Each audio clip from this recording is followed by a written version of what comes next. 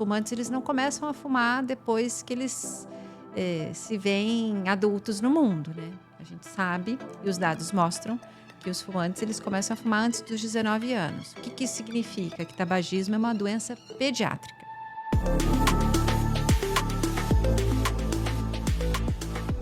No Conexão em Saúde de hoje, vamos ter uma conversa muito importante sobre o combate ao tabagismo.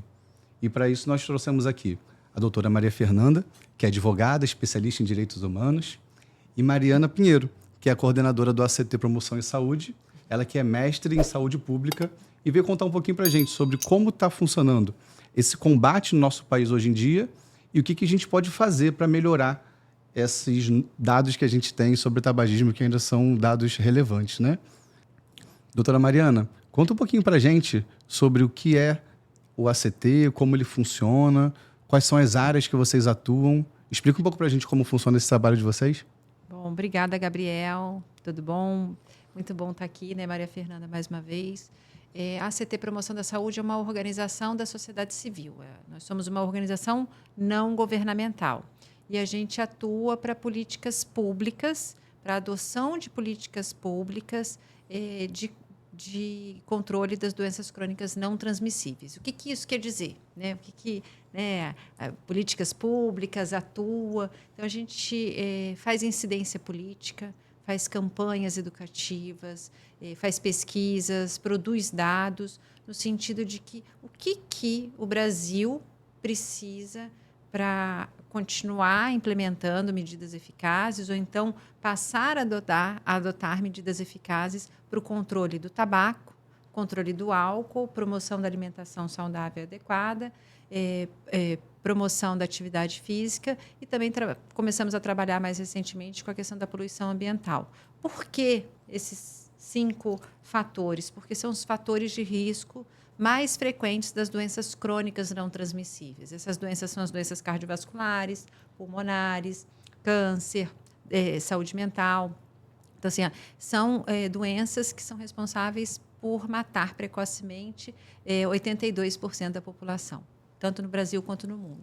Então, a gente faz isso. A gente faz, se a gente acha, começa a perceber que alguma medida precisa ser fortalecida, né? Então, por exemplo, preços e impostos do tabaco precisam ser implementados, a gente faz incidência política para isso. Bom, obrigada, Mariana, por estar aqui hoje. Obrigada, Gabriel, pela introdução. Eu queria falar, inicialmente, também trazer um pouco do contexto do porquê nós chegamos aqui. O Instituto Carlos Chagas ele tem um projeto em parceria com a ACT, justamente para o litígio estratégico em ações de enfrentamento ao tabagismo, com a perspectiva de direitos humanos e de enfrentamento às desigualdades sociais. Então, no âmbito um pouco desse projeto que a gente vem debatendo mais fortemente com a ACT, junto ao Instituto Carlos Chagas, e por isso que a gente está aqui hoje também, para trazer um pouco do que a gente vem falando, do que a ACT vem trabalhando, no âmbito também dos nossos ouvintes aqui do Instituto Carlos Chagas. Então, Mariana, eu queria primeiro pontuar que é muito importante a gente enfrentar essa questão, né? Eu acho que primeiro é o reconhecimento de que ela existe, né? Eu acho que uma percepção talvez da sociedade seria que o tabaco já é algo vencido, né? Ou pelo menos não tão utilizado como era algumas décadas atrás. Então eu queria primeiro que você falasse um pouco sobre se isso é uma verdade, se isso é um problema vencido, e especialmente falasse quais são as principais políticas que o Brasil vem adotando hoje para esse enfrentamento, quais foram nas últimas décadas, o que o Brasil vem fazendo, o governo brasileiro vem fazendo sobre isso. Isso é uma coisa que a gente às vezes escuta mesmo, principalmente quando a gente está fazendo incidência, né, no Congresso Nacional.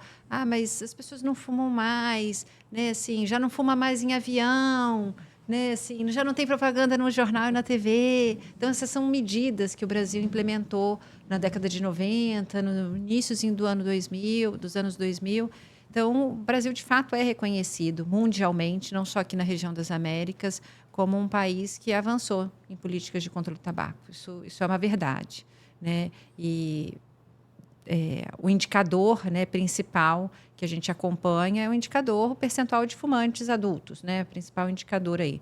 Pesquisa principal de maior representação e representatividade da população brasileira, quando a entrevista, por exemplo, né, a pesquisa nacional é feita com pessoas, né, no corpo a corpo. E só para vocês terem ideia, em 89, 34, quase 35% dos adultos eram fumantes. Né? E quando essa pesquisa, metodologia semelhante, foi refeita em 2019, eram 12%.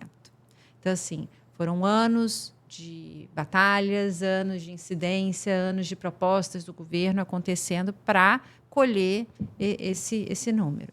Mas tem uma outra pesquisa que mostra a tendência, né? Assim, que é uma pesquisa por telefone, que é o Vigitel, e ele mostra assim, que ele começou a ser feito há 20 anos atrás, em 2006, mostrou uma queda significativa a partir de 2011 até 2016, 2017, depois apresentou uma estagnação do percentual de adultos fumantes.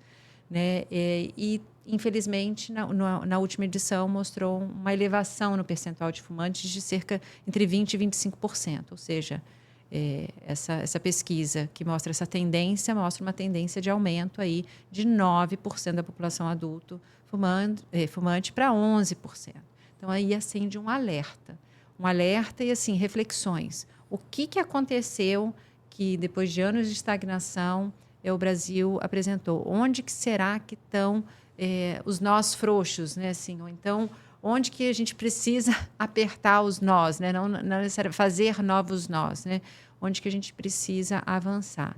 Então, a gente tem se debruçado, tem buscado entender, e eu acho que a conversa hoje aqui, a gente vai poder explorar um pouquinho onde que a gente pode avançar mais no controle do tabaco. Sim, quando você fala que aumentou de 9% para 11%, você está falando só de cigarro ou inclui outras formas de tabagismo? Esse percentual é de cigarros, fumantes de cigarros mesmo, né? Então, assim, mas existem outros produtos. Foi até bom você falar sobre isso, né? Assim, talvez muitas pessoas não saibam que, por exemplo, o rapé, que é muito usado no interior, é um produto de tabaco, né?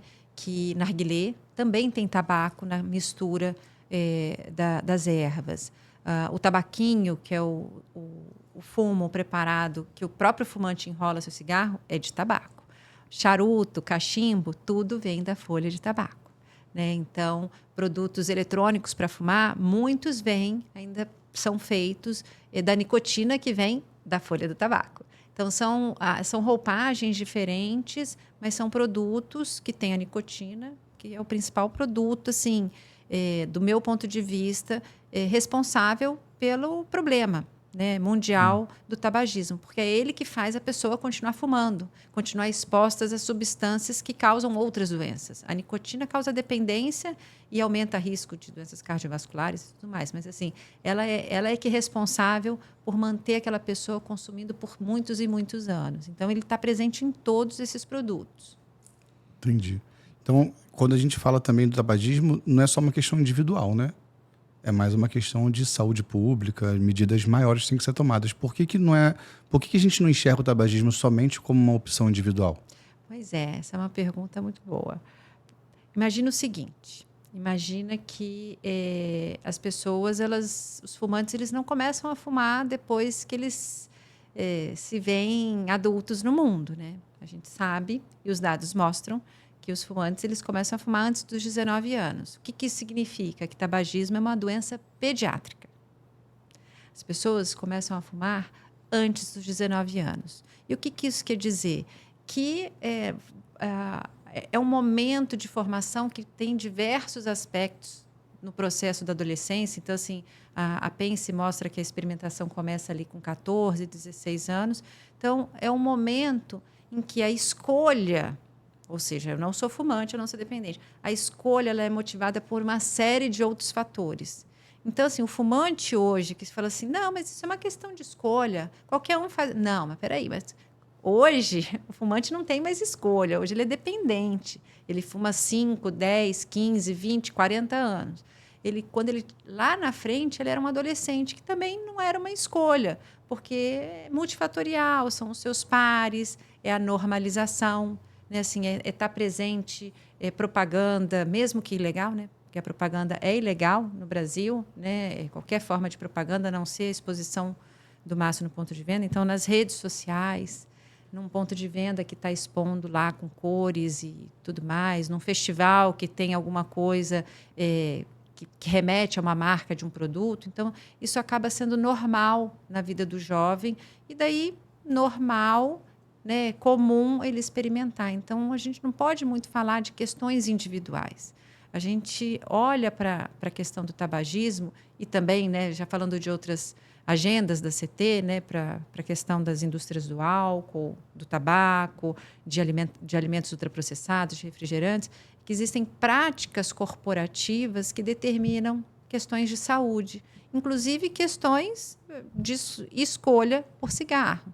Então, quando a gente tem um ponto de venda que o cigarro está do lado de uma bala, assim, facilmente, é fácil, aquele cigarro faz parte da vida do jovem, né? Se o ponto de venda está muito próximo à escola, ao caminho do jovem, aquilo faz parte do universo. Então, assim, políticas públicas, algumas delas eu estou falando aqui, que acabam acontecendo no Brasil de forma ilegal, irregular, né? Mas eu estou falando também de mundo, né? Assim, os jovens começam a fumar, os fumantes começam a fumar em idades jovens no mundo todo. Então, assim, a gente busca medidas justamente e desvincular esse caráter individual. É claro que uma orientação de um pai, de uma mãe, de uma escola, né, campanhas educativas, tem um papel fundamental.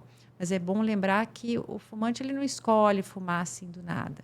Existiu uma prática ali de uma corporação de promover os seus produtos da forma que melhor vende, né? Então, a gente vem trabalhando na CT muito discutindo, né, os determinantes comerciais da saúde, que vão para além dos determinantes sociais só, que é uma discussão que já existe na saúde. Maria Fernanda, você tinha também comentado com a gente sobre as questões de desigualdade social, econômicas, né? Fala um pouco mais sobre esse assunto. Isso, exatamente. O que se tem hoje de percepção e de dados produzidos, mesmo que não dados muito qualificados, mas o que se percebe dos dados é que os fumantes do tabaco, né, que utilizam o tabaco, eles são majoritariamente de renda mais baixa. Então, de escolaridade mais baixa, e que isso acaba também afetando questões de raça e cor, porque, obviamente, vivemos em um país em que esses determinantes sociais eles estão altamente atrelados e conexos com as identidades de raça e cor. Então, a gente tem nesse público, né, o público de baixa escolaridade, o de baixa renda, a população negra, como o público majoritariamente que fuma no Brasil. E isso eu acho que traz justamente essa percepção de que não é apenas uma questão de saúde, né? O enfrentamento ao tabaco ele não pode ser analisado apenas com políticas de saúde, políticas sanitárias, e sim políticas sociais, porque esse dado da sociedade, desse contexto social em que as pessoas estão inseridas, ele também precisa ser considerado quando se trata das políticas de enfrentamento ao tabaco. E aí, muito por isso também, a percepção, e aí trazendo um pouco para a minha área de especialidade, a percepção de incluir os direitos humanos para dentro dessas políticas, né? Muitas das vezes, os direitos humanos, de uma maneira geral, eles não necessariamente iriam tratar sobre o enfrentamento ao tabaco como algo que deveria ser inerente a uma discussão de direitos humanos. E isso foi, ao longo do tempo, sendo mudado, e os direitos humanos vêm incorporando cada vez mais essa identidade. E eu acho interessante pontuar aqui, e aí conectando um pouco com a Mariana acabou de falar, sobre os fatores econômicos, né? A gente tem hoje, obviamente, várias indústrias e empresas que trabalham com fornecimento, produção, venda de tabaco. E há um dado interessante, o Instituto Dinamarquês de Direitos Humanos fez um estudo com a Philip Morris, que é uma das principais marcas de cigarro, em que ele via qual era a possibilidade daquela empresa, da Philip Morris, de ter a implementação dos direitos humanos em relação à própria atividade que ela atuava. Em outras palavras, os direitos humanos ele tem uma área de direitos humanos em empresa, que é justamente em que você reconhece que as empresas ela têm também responsabilidades em relação aos direitos humanos. E aí o Instituto Dinamarquês de Direitos Humanos ele entendeu, na verdade, que é incompatível. Ou seja, a atividade, nesse caso da Philip Morris, mas de qualquer empresa que produza cigarro e tabaco e venda, ela é incompatível com direitos humanos. Então, não há como essa empresa mitigar ou qualquer que seja a sua atividade ou adotar medidas que possam ser plausíveis de você considerar que ela está de acordo com os padrões de direitos humanos aceitáveis. Eu acho que isso é uma discussão bastante interessante, porque a gente traz sai um pouco da seara médica, né? E às vezes até próprio de políticas públicas, a gente entra numa seara até mais jurídica mesmo, de responsabilização a responsabilização que essas empresas podem vir a ter em relação aos danos que eles podem estar causando, então, não só para a saúde, que obviamente o direito de saúde aqui é um direito principal, né, nesse contexto, mas também de outros direitos que possam ser violados por essa prática comercial, né? Porque eles são, na verdade, uma empresa, né? E a empresa ela tem um intuito final de proferir lucro. Então, como que a própria empresa vai se autorregular com algo que vai diminuir o lucro dela, né? Fica complicado a gente conseguir fazer a empresa ter responsabilidade em cima disso. Então, tem que vir de fora mesmo, né? E hoje, o que a gente tem assim no Brasil que funcione bem, que consiga regular isso de uma forma melhor? O que foi sendo adotado ao longo desses últimos anos? Então, o Brasil ele parte de um tratado internacional, chama Convenção Quadro para o Controle do Tabaco. O Brasil ratificou há 20 anos atrás esse tratado, mas antes de ratificar, o Brasil já adotava medidas, né, de controle do tabaco. Inclusive, foi referência para algumas dessas medidas que estão refletidas ali no texto do tratado. O Brasil contribuiu na discussão disso. Então, o tratado está dividido mais ou menos em duas partes, né? Medidas para reduzir a oferta e medidas para reduzir a demanda. Então, para reduzir a oferta desses produtos são os preços, principalmente, né? E para reduzir a demanda é você regular o produto, você oferecer tratamento do fumante. Então, são várias medidas. Então, resumidamente, trabalhar com a questão de preços e impostos dos produtos, trabalhar com a regulação dos produtos, o que vai ter, o que pode, o que não pode ter, né? Como é que você vai regular isso, quais são os padrões, porque ele está no mercado, né? Então ele vai ser regulado, conforme você mesmo disse. Oferecer tratamento, tem a questão da embalagem, como é que essa embalagem deve ser para que seja menos atraente, para que, né, então ele esteja menos acessível. A regulação da publicidade também tem uma medida muito importante, que até a diretriz para implementar essa medida gerou um outro tratado, um tratado menor, que é a questão também do combate ao comércio ilícito, né? Então, isso também é discutido nesse tratado. E quando eu falo que o Brasil é parte do tratado, eu quero dizer que o governo brasileiro, o Estado, maior do que o governo, o Estado brasileiro, né, se comprometeu há 20 anos atrás a implementar esse tratado. Então, assim, um dos pontos também que o tratado faz, que é uma obrigação, é proteger todas as políticas de controle do tabaco da interferência indevida da indústria. Então, assim, a indústria, por exemplo, vou dar um exemplo aqui. O que isso quer dizer? Proteger, né, da interferência. A indústria ela é legal, né? Ela é permitida, então ela vai estar atuando, ela é um setor regulado, tanto de questões mesmo sanitárias, né? E daí a Anvisa regula, mas também de mercado, né? De preço, imposto, como é que faz, né? Assim, ela vai ter reuniões com o governo. É natural que eventualmente é comum que uma empresa legal tenha reuniões com o governo. Então, tenha reuniões com a Anvisa, tenha reuniões com a Fazenda. Mas, então, assim, o tratado ele não trata exatamente disso. Mas, assim, essas reuniões, essas idas de lobistas das indústrias, essas incidências estão se tornando uma medida de política pública? É isso que o tratado bloqueia e faz uma série de recomendações. Isso é um ponto importante, porque não é possível que o Brasil e os outros países sendo parte de um tratado permita que a indústria participe de políticas de controle do tabaco, né? É incompatível. O objetivo da indústria é vender. O objetivo do tratado é reduzir demanda e oferta. Então, é incompatível. Então, assim, as obrigações do Brasil também é de proteger essas políticas. Então, assim, o Brasil já vem proibindo, por exemplo, ambientes livres, né? A questão, já existiu o fumódromo, não sei se você se lembra, se vocês se lembram, os ouvintes aí se lembram, antigamente podia fumar num restaurante. Sim. Aí teve uma etapa que, daquela linha para lá não pode fumar, lá é o fumódromo, e daqui para cá pode. Depois foi se identificando que essa medida não era suficiente, hoje não pode fumar em nenhum lugar fechado. Isso está previsto no tratado. né? A proibição da propaganda. A gente não tem mais a proibição na revista, no jornal, em outdoor. A gente já teve isso no Brasil. Hoje, a única forma de propaganda é a exposição do maço no ponto de venda. Quando eu falo isso, esse é um assunto assim muito caro para nós. Assim, qualquer coisa que você, né, os ouvintes, virem num ponto de venda que seja diferente do maço do cigarro, é uma ilegalidade. Então, você está vendo uma cor, você está vendo o nome da marca escrita com aquela letra, ela é propaganda ilegal. Você está vendo um painelzinho com o preço e as cores do maço, aquilo é propaganda ilegal. Então, assim, o Brasil não permite aquilo, mas, infelizmente, a gente tem desafios aí para ser implementado.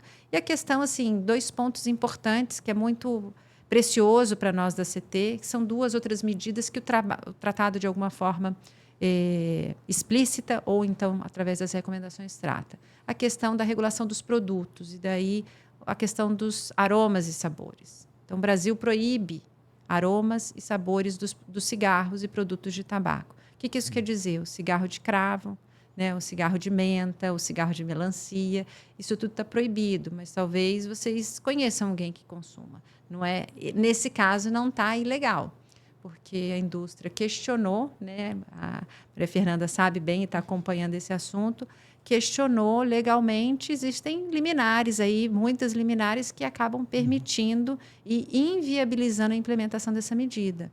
Mas essa medida é importantíssima e ela não está sendo implementada. E a outra é o preço imposto. Por mais que a gente, consumidor, fique assustado com o preço, mais imposto, mais caro, mas para o tabaco isso é uma medida super importante. É a medida mais importante para prevenir o consumo, para reduzir o consumo.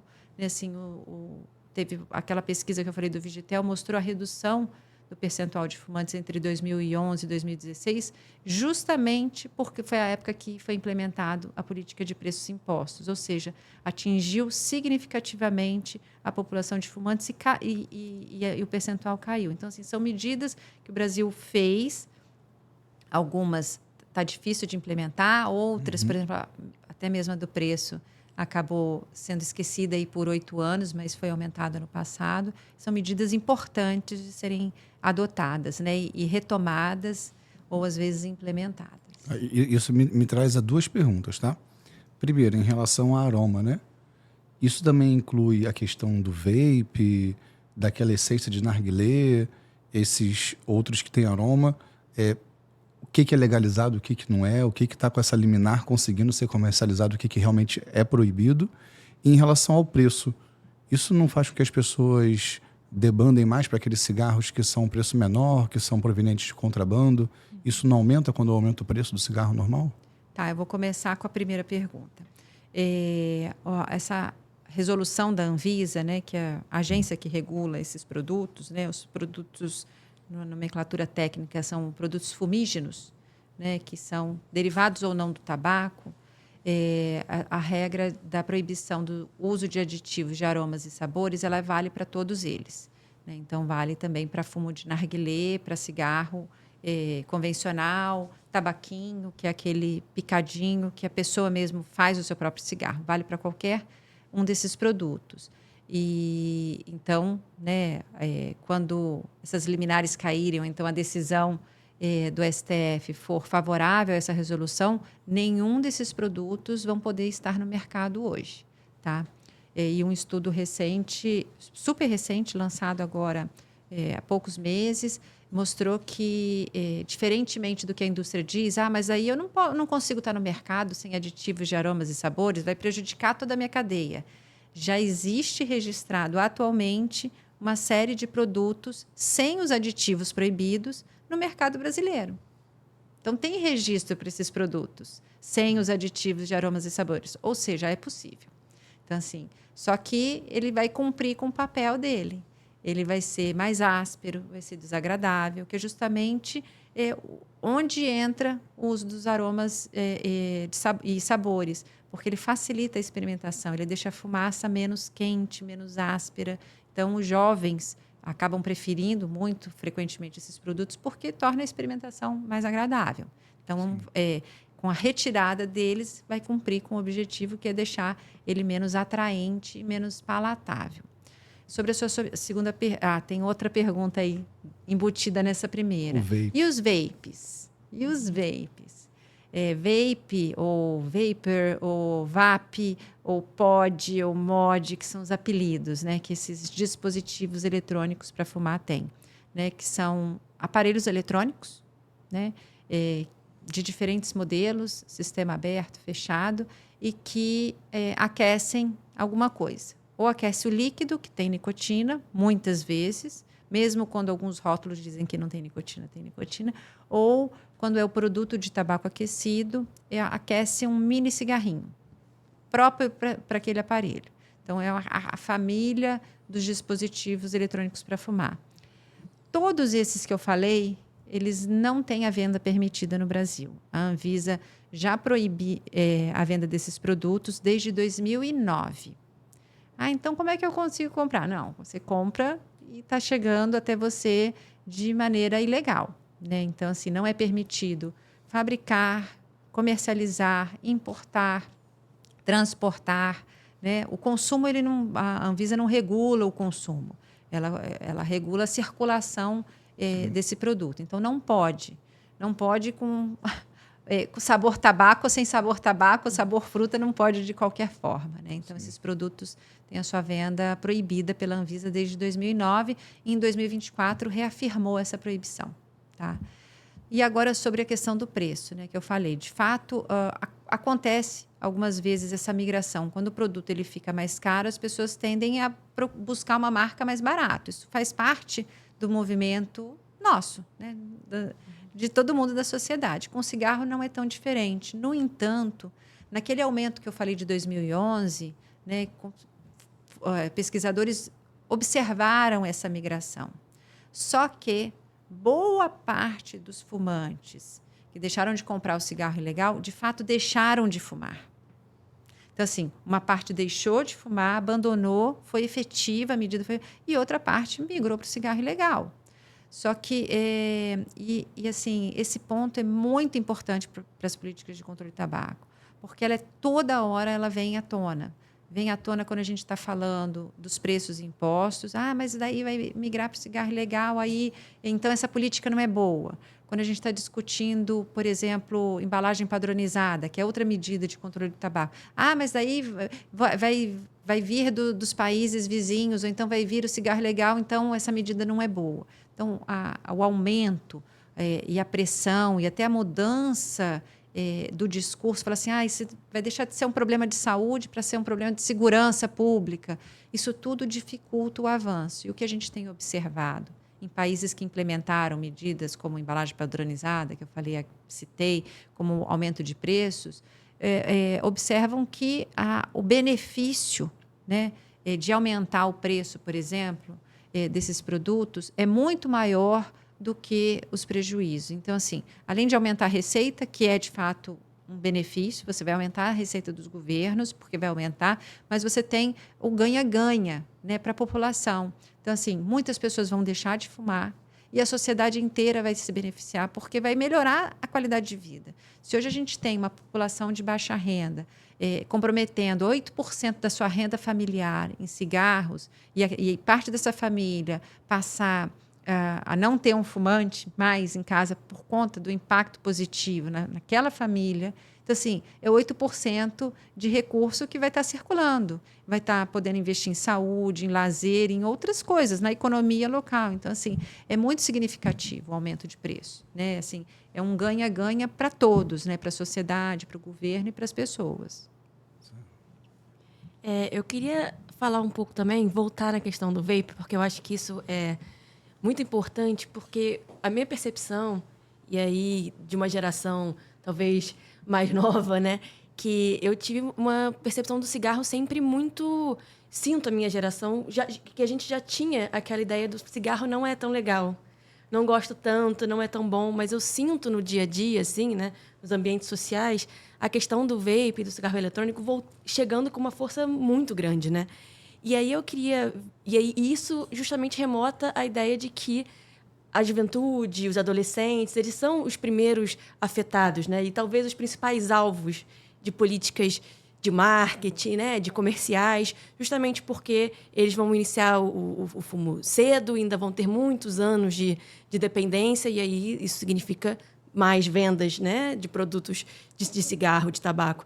Então, eu queria que você falasse um pouco, assim, como que vocês observam esse aumento do uso, né? Principalmente para esses meios, entre aspas, alternativos, que você ainda não tem, eu sinto, na educação, na conscientização da sociedade, de que isso, na verdade, é ainda o tabaco, é ainda a nicotina, que os malefícios são iguais daqueles que você teria num tabaco, num cigarro tradicional, e como que é possível passar isso para essa nova geração, né?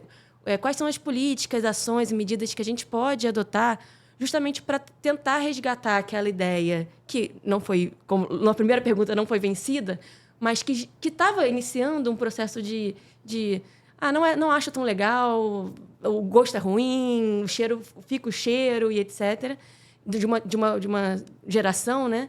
E que agora vem ao contrário, né? Essa geração passou, então, a utilizar até muito mais desses cigarros alternativos. Então, como que você vê um pouco isso? Você pensa nisso numa expansão? É uma estratégia de expansão de mercado? Quais são os principais desafios para conseguir controlar? Isso é regulatório? Isso é educacional? Isso não sei nem se necessariamente tributo, porque não é ilegal, né? Então, não vai ser necessariamente nesse caminho. Então, o que você acha? Quais as percepções que a CT tem sobre esse assunto? Eu vou começar de trás para frente, Maria Fernanda. Eu acho que, assim, quando em 2009 a Anvisa regulou esses produtos proibindo, foi alegando o princípio da precaução. Olha, está chegando um produto novo, a gente não sabe direito o que é, calma aí, né? Espera aí, mercado, você não vai entrar aqui. E essa medida, quando ela foi em 2024 confirmada, vou assim dizer, aí foi bem diferente. Foi no momento em que já se acumulava uma quantidade enorme de evidências mostrando que prejuízos ele causava em diversos aspectos, na cessação, na iniciação, em vários aspectos, né? Então, decidiu-se por unanimidade na Anvisa de que iriam manter a proibição.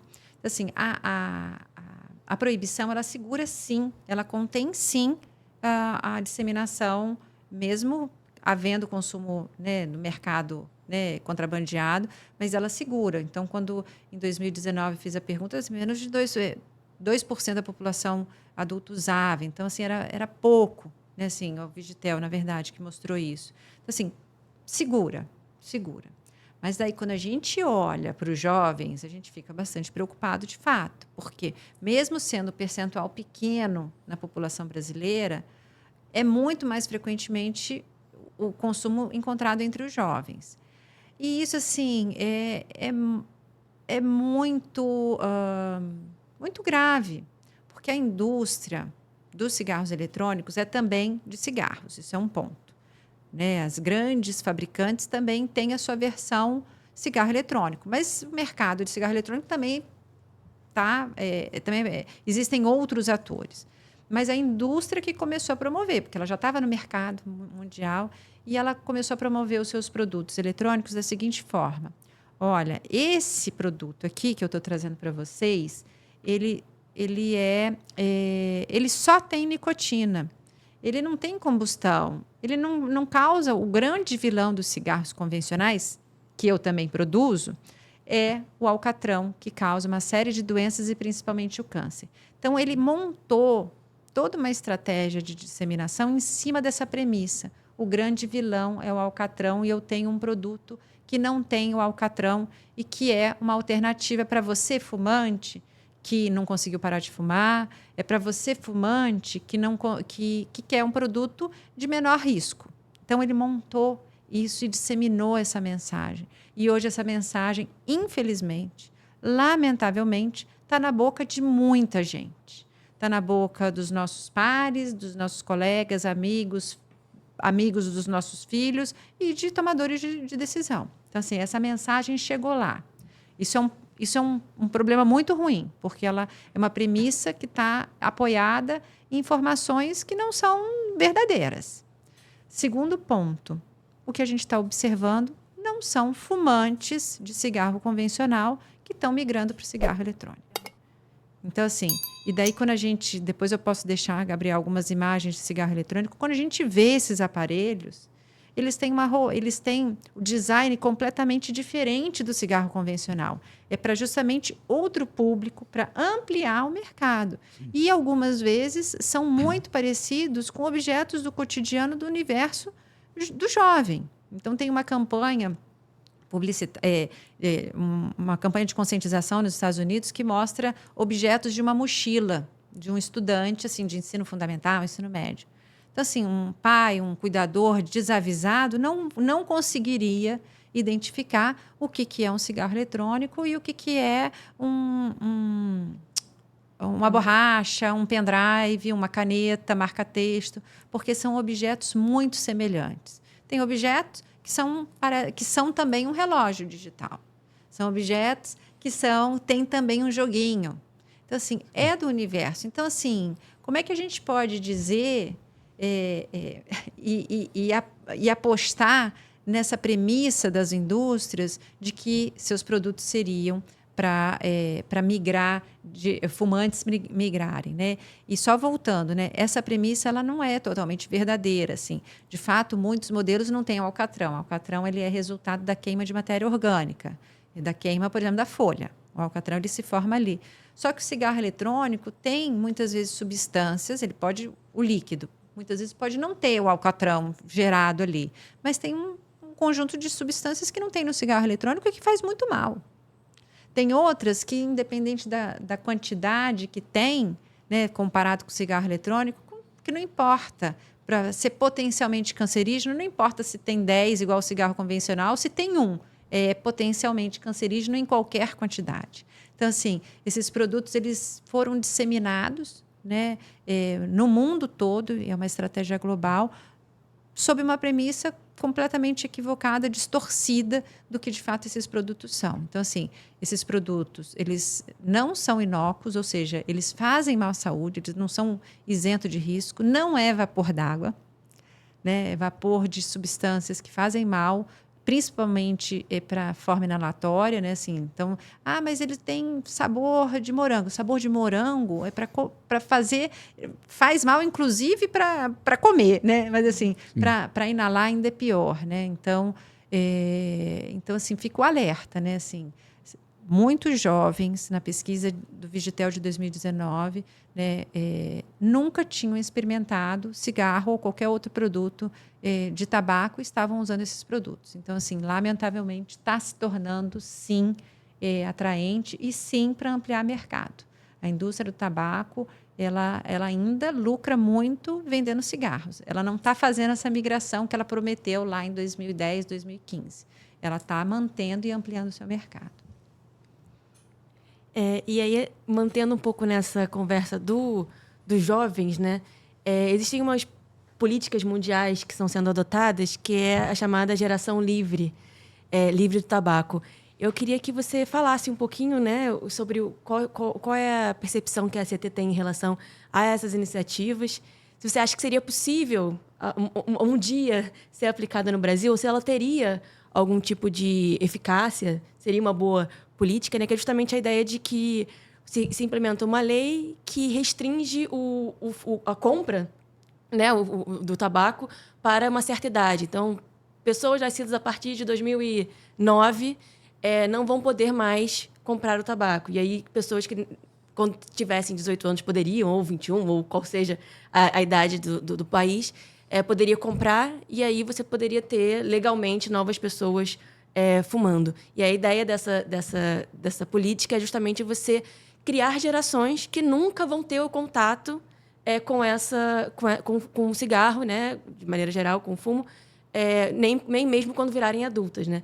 E eu particularmente acho essa uma política interessante, porque ela é mais bem fácil de ser recebida, e aí por governantes e etc., e quem vai fazer a política pública, porque ela não está limitando aquela pessoa que já fuma e que já é adulto, né? Então, assim, é uma política que ela visa justamente algo gradual, futuro, né? E que você não não entra numa possível narrativa de que estaria limitando o meu direito de uso do cigarro ou o direito de comprar o cigarro, de ser adulto e posso comprar o meu cigarro e eu sou fumante, etc. Então, a ideia é justamente que isso seja algo gradual e que você possa, então, a partir dessa perspectiva, trazer novas gerações futuras que aí, porventura, não vão ter esse contato inicial. Aí eu queria saber um pouco, que eu sei que essas iniciativas já estão em alguns países. A Inglaterra aprovou recentemente uma lei em relação... Esse ano, se eu não me engano, né, alguns meses atrás, aprovou essa legislação. A França também já tem projetos de lei nesse sentido. E eu queria saber um pouco o que vocês pensam sobre isso no Brasil, se é uma perspectiva viável, se ainda estamos longe de uma prática assim e quais são suas percepções? Alguns países eles têm, de fato, adotado, né? São políticas de fim de jogo. Né? Essa expressão fim de jogo ela vem do inglês endgame.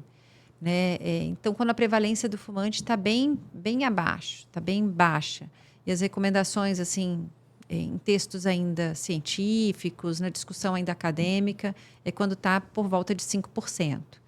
Então, depois desse último aumento, o Brasil ainda está distante. Estamos com 11 agora, né? Estamos com 11, né? Então, mas, de toda forma, assim, são medidas que têm o seu lugar. Né? Acho que tem a questão da geração livre. É uma das medidas endgame. Existem outras. Existem, por exemplo, pensar na distribuição de pontos de venda numa cidade, por exemplo. Você imaginar que você vai ter, de repente, apenas 50 pontos de venda na cidade inteira. Daí você vai restringindo o acesso e cada vez menos comum, aquilo que eu falei mais cedo, de você não naturalizar o tabagismo naquela sociedade. Então, são uma série de medidas. O Brasil tem medidas importantes que precisam ser implementadas. Então, acho que isso é um ponto importante. A gente ainda não está na risca do recomendado e do que tem se discutido, a gente ainda precisa avançar. Então, por exemplo, a venda menor de idade. A gente tem uma análise aí do Brasil, de que 9% dos adolescentes que tentam comprar um cigarro conseguem.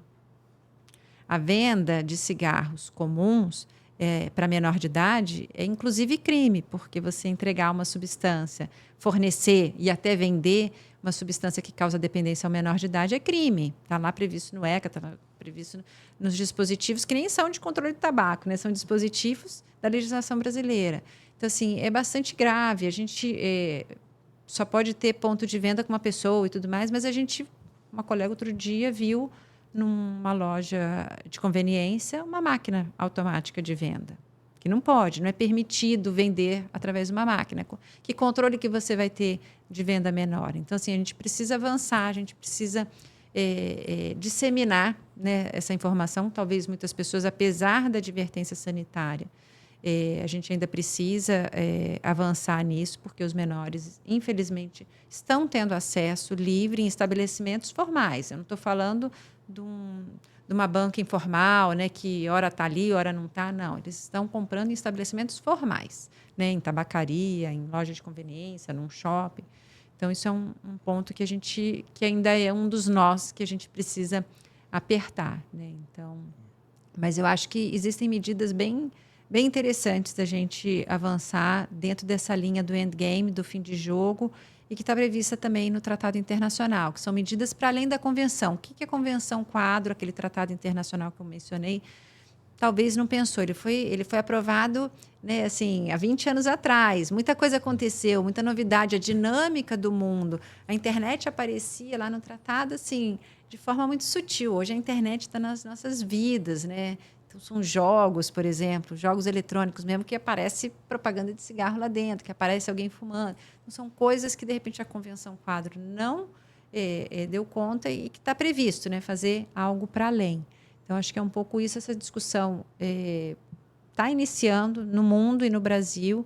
Certamente a gente vai se debruçar aí para ver o que eventualmente, de que forma que a gente entende que o Brasil poderia fazer. E se a gente entender que precisam ser implementadas novas medidas, a gente vai fazer incidência política para isso. Bom, perfeito.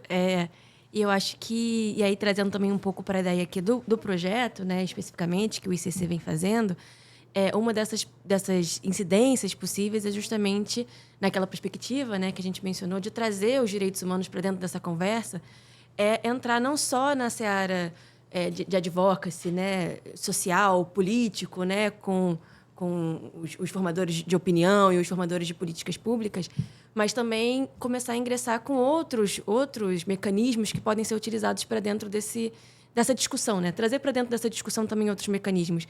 E eu acho interessante que isso também foi a própria Convenção Quadro, existem as conferências dos Estados-partes, né? Os Estados que estão dentro daquela convenção, eles se reúnem para discutir sobre a convenção, e teve uma decisão interessante de 2024 que eles colocam justamente essa conexão com os direitos humanos, entendendo que a convenção, de fato, ela está inserida nesse contexto, e eles, inclusive, encorajam os estados, né, a quando estiverem participando dos seus mecanismos de controle de direitos humanos internacionais, e aí existem vários, mas, por exemplo, a ONU, por exemplo, tem vários mecanismos que controla como que está a situação de direitos humanos de um determinado país, para que os países, eles também, essa decisão encorajou os países a também fornecerem a esses instrumentos, esses mecanismos internacionais, como que está a situação deles de políticas públicas em relação ao controle do tabaco inseridas nos direitos humanos. Então, justamente entendendo que essa obrigação do controle do tabaco, ela é uma obrigação de direitos humanos que o país tem.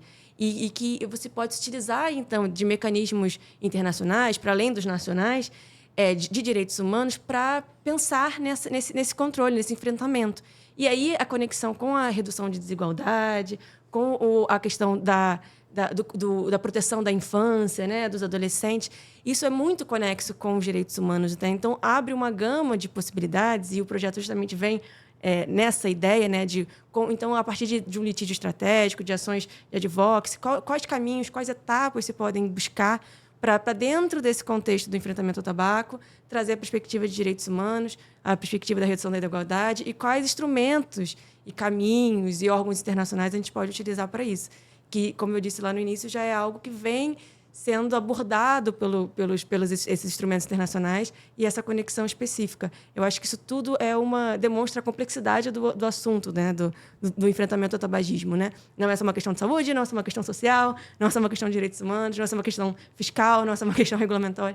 É uma questão que você precisa, justamente porque afeta vários setores da vida cotidiana da sociedade, e por isso você precisa também de pensar políticas, medidas, ações que vão ser capazes de impactar e afetar todas essas possíveis frentes que, no final, acabam sendo diretamente impactadas pelo uso do tabaco também. Então, eu achei importante trazer um pouco dessa incidência, porque é algo que a gente vem fazendo aqui pelo Instituto Carlos Chagas e com parceria com a CT, e a ideia é justamente ter uma forma de impacto maior, né? E como que a gente pode ajudar para enfrentar esse problema mundial, que é o tabaco. Né? Uma coisa que você falou, Maria Fernanda, assim, que o tratado ele traz, né? Assim, qual que é o objetivo desse tratado? Está lá escrito no artigo. Né? Proteger as gerações presentes, lá de 20 anos atrás, e futuras, das devastadoras consequências sanitárias, econômicas, sociais e ambientais do tabaco. Então, assim, mostrando mesmo que o controle do tabaco, o tabaco, né, o consumo, exposição, produção, afeta todas essas dimensões das pessoas individuais e da coletividade, né, assim, e as consequências e a implementação do tratado visa chegar e alcançar cada uma dessas dimensões, né, assim. E só para deixar uma pílulazinha aqui, uma pontinha do iceberg, para o Brasil essa questão da produção é muito significativa. O Brasil, talvez muitos não saibam, é um grande produtor de folha de tabaco.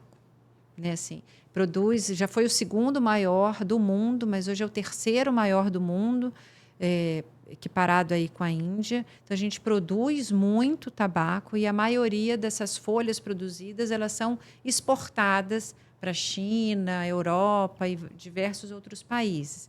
O que isso quer dizer? O que isso significa? Então é bom para o país? Não é bom, porque são famílias que vivem em situação de vulnerabilidade, né? São cerca de 140 mil famílias que vivem em situação de vulnerabilidade social mesmo, não só de renda, mas assim, vários aspectos. A gente costuma comparar a dependência do fumante à nicotina, né? Esse elo com o fabricante, com os produtores de cigarros, e fazer um paralelo que os agricultores eles são dependentes economicamente dessas empresas, né, que compram as suas folhas. O um dos pontos problemáticos, né, assim, é que os políticos dessas regiões produtoras, e daí todos, né, não são só os executivos, não são só do legislativo, hiperdimensionam a relevância do tabaco para o Brasil e pressionam por decisões que favoreçam essa cadeia produtiva. Então, assim, para o Brasil é particularmente importante. Então, assim, enquanto os países lá fora discutem muito de medidas, por exemplo, de ambientes livres, da embalagem padronizada, de regras do endgame, seria importante que também estimulasse e buscasse uma discussão mais forte para um dos artigos da Convenção Quadros, uma das medidas, que é salvaguardar, que é proteger esses produtores, porque assim o mundo todo já vem observando uma queda do percentual geral do número de fumantes no mundo. Né? O maior produtor é a China já está implementando menos, mesmo sendo um produtor e um produtor do governo de tabaco, ele já vem implementando medidas, ou seja, o mundo todo está implementando medidas. E o Brasil, como principal exportador de tabaco, vai sentir, assim, mesmo não sendo aquela dimensão toda que o setor infla os números, mas 140 mil famílias dependem economicamente disso. O que elas vão fazer? Então, assim, o governo e todas as medidas importantes de serem tomadas para criar alternativas para essas famílias é muito importante. Né? Então, assim, o Brasil também tem mais essa tarefa para fazer. Né? E precisa do apoio de outros países. Mas o Brasil tem mais essa tarefa para fazer, que é salvaguardar esses produtores. Então, isso é um ladinho da história que nem todo mundo conhece. Né? Então, que é importante a gente também abarcar mais esse elemento aí nas nossas medidas de enfrentamento e de controle do tabaco. E são informações que a gente só tem acesso quando a gente fala com alguém que está lá do lado de dentro trabalhando com isso diretamente, né? Tá? Para a gente poder encerrar, o que você enxerga ao longo dos próximos 10 anos como medidas que seriam extremamente importantes para o Brasil adotar com essa ideia de conseguir salvaguardar as nossas gerações atuais e as futuras?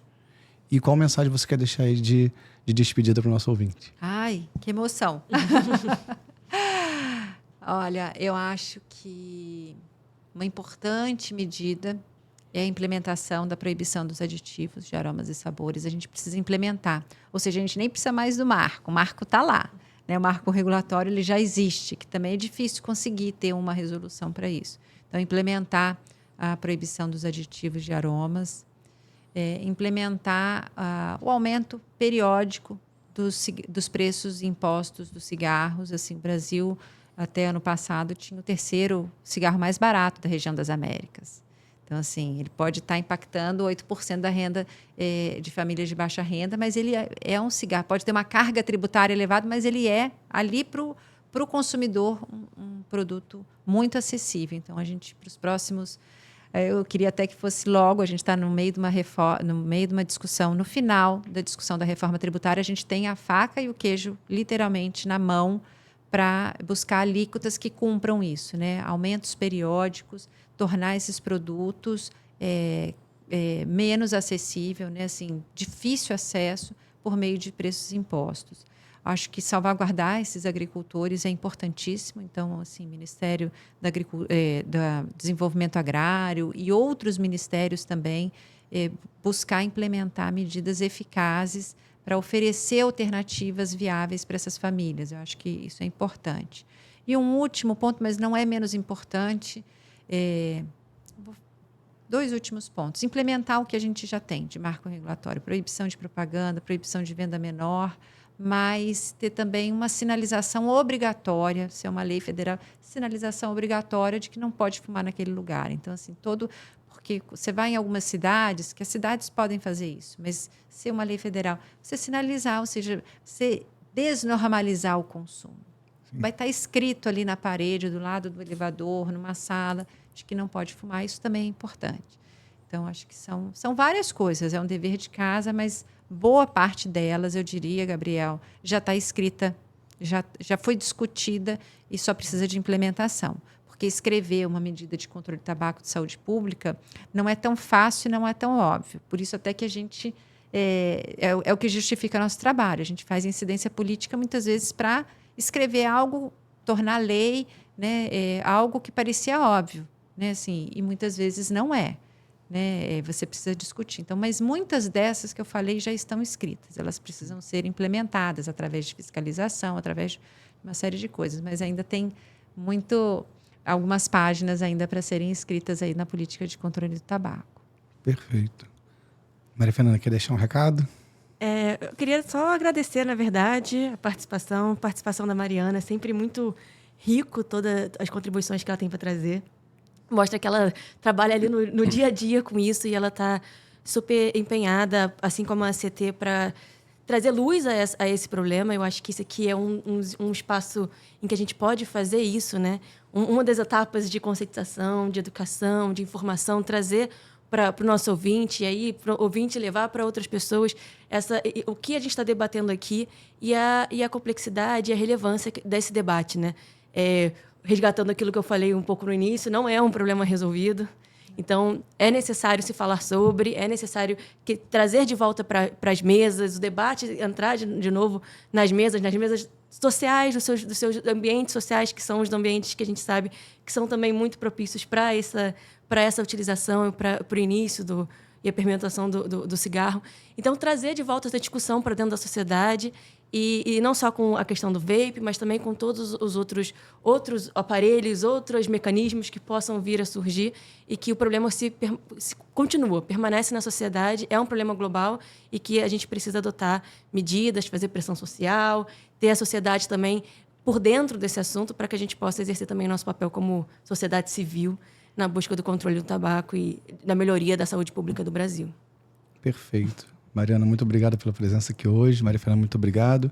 Agradecer também você, nosso ouvinte, que ficou aqui até o final dessa conversa. Se você quiser ter acesso a mais informações sobre questões sociais, questões importantes que a gente consegue trazer aqui para vocês e discutir um pouco mais, de uma forma mais profunda e não somente aquilo que a gente está acostumado a ver na internet, você pode entrar no nosso canal, no YouTube, no Spotify e assistir outros vídeos e conteúdos também parecidos com esse, tá bem? Até a próxima, hein? Até mais. Obrigado. Obrigada.